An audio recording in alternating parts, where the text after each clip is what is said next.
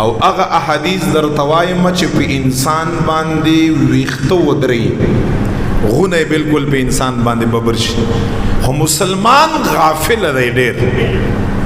ډیر متکبر دی ډیر انتهایی ظالم دی نن انسان چې حدیث واوري او مختر نه واړي حدیث واوري عام اور تخکار شي رسول الله خبره عام اور تخکاری اللہ جل جلالہ خالق کائنات خبره عام اور تخکاری قرآن واوری حدیث واوری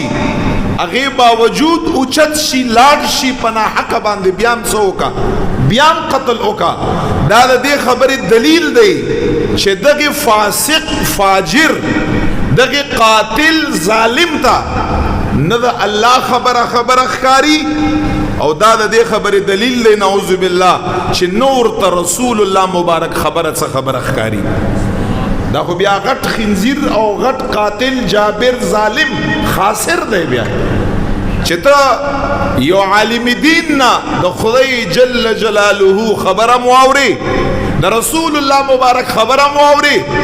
او بیام لاړ شي او پناه حق باندې وینه توې کړي دا توهین دی دا د خالق کائنات د خبرم توهین دی او دا د رسول الله مبارک د خبرم توهین دی نعوذ بالله او څوک چې د الله او د رسول الله مبارک خبره جان بوجھ کر توهین کا دا انسان اسلام نه خارج دی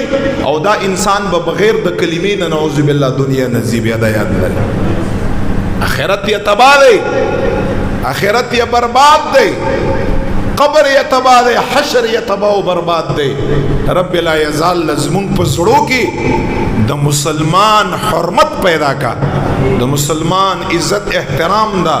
رب لا یزال لزمون استا پسڑ کے پیدا کا